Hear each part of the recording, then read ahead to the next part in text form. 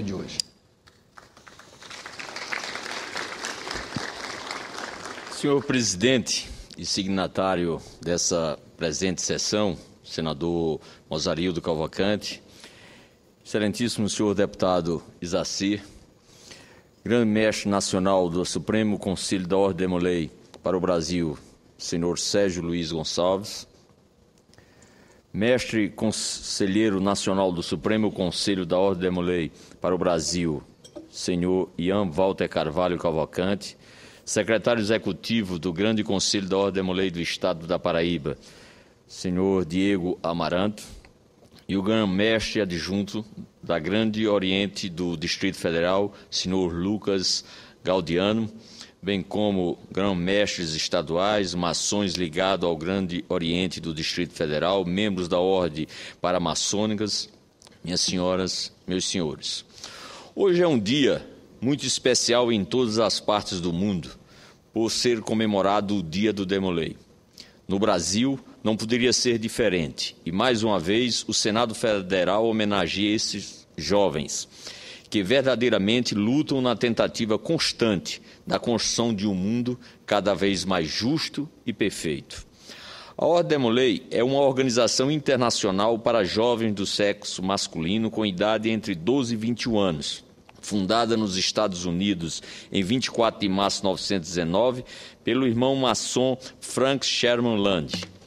A ordem é inspirada pela vida e morte do nobre francês Jacques Demolay, 23º e último grão-mestre da Ordem dos Templários, nascido em Vitré, região do sul da França, em 1244.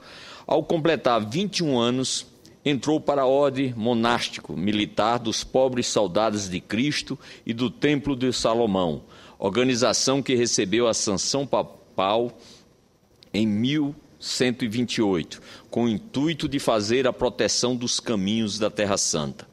Essa ordem de cavalaria de monges, que também pegavam em armas para defender as posições cristãs do Oriente, tornou-se famosa não somente pela sua bravura estratégica, mas também porque recebeu várias doações de terras e outras riquezas para manter os seus trabalhos.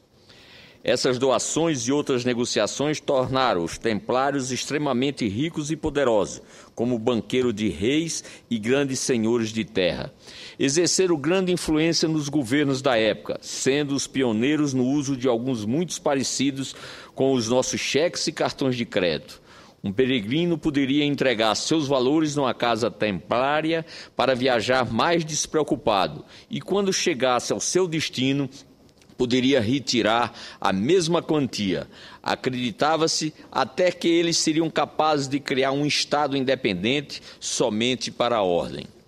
Em 1298, Jacques Demolay subiu ao posto de grão-mestre da Ordem do Templo. A situação era um tanto complicada, pois com a perda da Terra Santa, a Ordem tinha perdido sua razão de ser e concentrava em um grande contingente de homens e de imensas riquezas, porém não podiam ser aplicadas, porque ainda que consideráveis, não poderiam bancar uma nova cruzada. A Ordem esperava o apoio do povo, do clero e dos reis europeus. Tal apoio não veio. Ao invés disso, a ordem, que se concentrava em Chipre, assistiu à cobiça do rei francês Filipe IV, o Belo, e à sua tentativa de fundir os templários com os hospitalários, para controlar ambas e livrar a França de dívidas, além de tornar-se o monarca mais poderoso da Europa. Nessa época, ele já tinha sob sua influência o cardeal Bertrand de Got, que assumiu o nome de Clemente V, mantendo-se em Avignon, na França. Em 13 de outubro, uma sexta-feira, ordens até então secretas foram executadas por Guillaume de Nogaret, primeiro-ministro francês. Ele determinava a prisão de Jacques Demolay e de todos os templários que fossem encontrados sob a acusação de heresia e traição. Os cavaleiros não resistiram e foram levados, inclusive o grão-mestre, para o calabouço, onde os que aguentaram foram torturados por 7 anos. Após ser torturado, Jacques Demolay já tinha sido obrigado a confessar falsos crimes e atitudes imagináveis para a ética e a disciplina templária. porém jamais entregou a localização dos demais ou o paradeiro das riquezas da ordem. Contudo, no julgamento final, ao ouvir as acusações e prestes a se definir a sentença, negou as acusações, voltou atrás nas confissões, denunciando perseguições e torturas sofridas por ele mesmo e por seus irmãos da ordem. Tal procedimento era punido com a fogueira, a que Jacques de Molay teve que enfrentar, juntamente com um preceptor da Normandia, numa ilha em frente à Catedral de Notre-Dame, em Paris, no dia 18 de março de 1314, diante do povo. Em janeiro de 1919, Frank Sherman Land recebeu uma ligação de um maçom chamado Sanfrit. Ele pedia que eu recebesse como pupilo um jovem órfão de pai que precisava de um emprego de meio expediente e alguma orientação. O moço em questão chamava-se Louis Gordon Lower. Tinha 17 anos e ajudava a mãe a manter a família depois da partida do pai, Elman Lower, que assim como Freight e Land faziam parte da loja maçônica Ivanhoe. A experiência da interação entre os dois foi excelente, tanto que Land deu a ideia de juntar mais jovens, convidado por Lowe para reunir-se em um clube. O jovem pupilo atendeu ao chamado, levando mais 8 jovens. Ao receber esses jovens, aquele homem, que não era tão mais velho do que os meninos, sugeriu a criação de um clube ao qual eles pudessem se reunir e realizar atividades saudáveis, organizadas e sob a supervisão de um adulto. A ideia foi aceita de pronto. Este clube foi muito propício, pois era uma época de pós-guerra e muitos jovens que haviam perdido os pais para a Primeira Guerra Mundial precisavam de um modelo masculino e uma referência paterna, que pôde ser preenchido com cuidado e amor, praticamente paternal, que foi oferecido pelo time de adultos que se juntou a Land para cuidar desses jovens. O passo seguinte foi escolher um nome para esse clube. Vários nomes foram citados e nenhum agradava aos rapazes. Um deles sugeriu que, já que estavam dentro da maçonaria, era justo que se usasse o nome de alguém ligado a ela. Mas uma enxurrada de nomes apareceu e nenhum consenso foi atingido, até que o nome e a história de Jacques de Molay, cavaleiro francês da Idade Média, que exemplificou a fidelidade e a lealdade com seus comportamentos de preservar os seus amigos até a morte. Assim, o novo clube passou a denominar-se Clube de Molay. No dia 24 de março de 1919, o que veio depois foi o crescimento, que se estendeu até os mais longínquos lugares da terra. Foi transformado em clube, em conselho e, por fim, em ordem, que pode ser encontrada em países de grandes proporções, como o Brasil, ou pequenas ilhas como Aruba. A Ordem de Molay chegou ao Brasil em agosto de 1980, com a instalação do capítulo Rio de Janeiro, número 1, primeiro da América do Sul, trazida pelo então soberano grande comendador do Supremo Conselho de Ritos escocês, antigo e aceito da maçonaria para a República Federativa do Brasil, o irmão Alberto Mansur. Com reconhecimento internacional, o Brasil foi um dos países que teve autorização para instalar um Supremo Conselho próprio em 1985.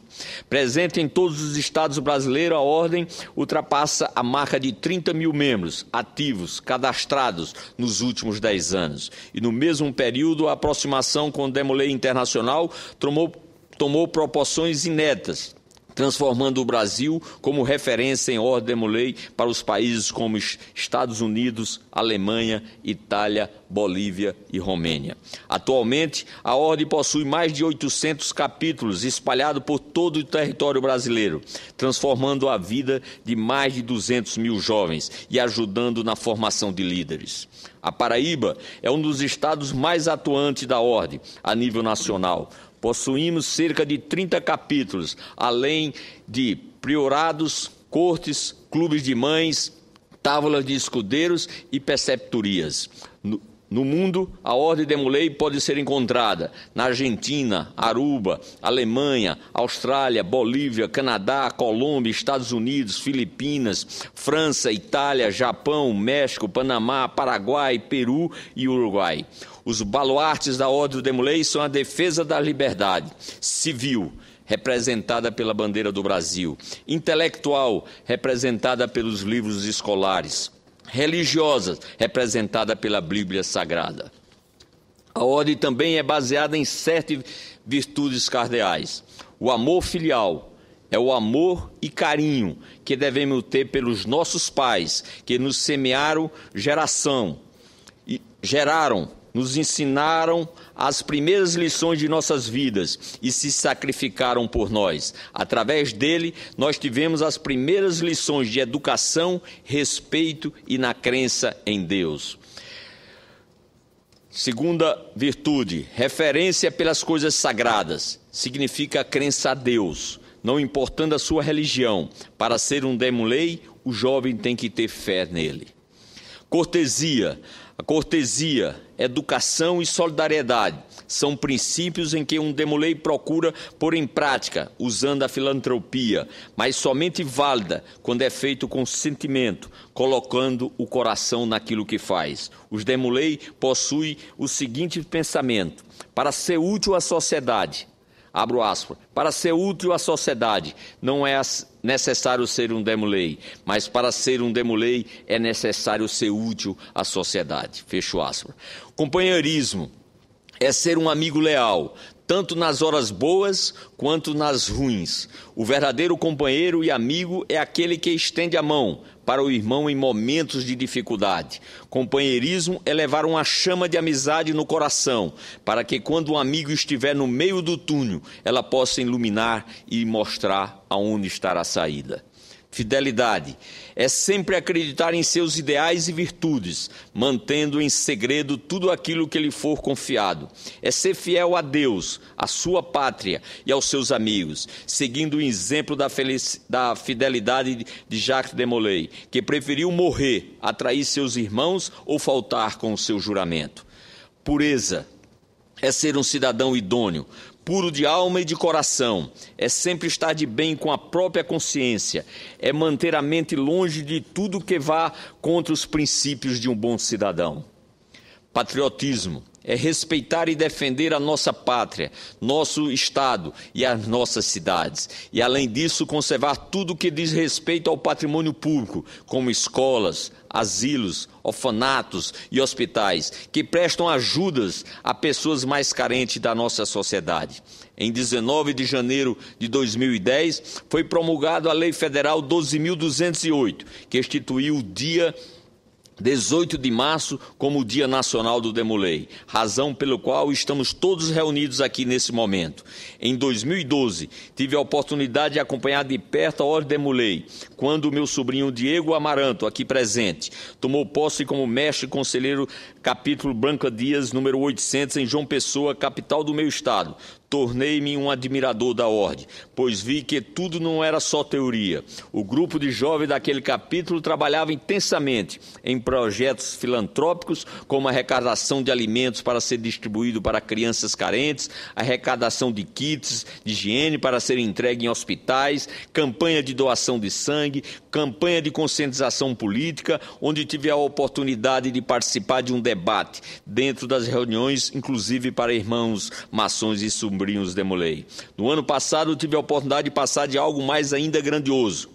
Um congresso Demolei, participei do Congresso Paraibano da Ordem, realizado pelo Grande Conselho Estadual da Ordem, na Paraíba, em agosto de 2013, na cidade de Catolé do Rocha, sertão do meu estado.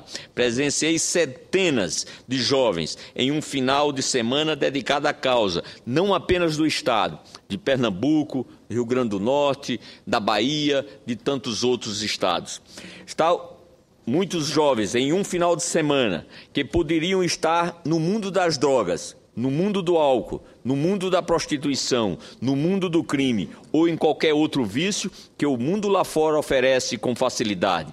Porém, preferiram optar pelo melhor caminho, ser um cidadão livre e de bons costumes. Portanto, senhor presidente, irmão, encerro as minhas palavras citando uma frase de um ilustre Demolei, Walt Disney: se você pode sonhar, você pode fazer. Façamos o bem. Amemos a Ordem Demolei. Rogo ao grande arquiteto do universo, Deus Todo-Poderoso, que ilumine e proteja a todos que, de fato, possam construir a cada dia um mundo mais justo e perfeito. Muito obrigado.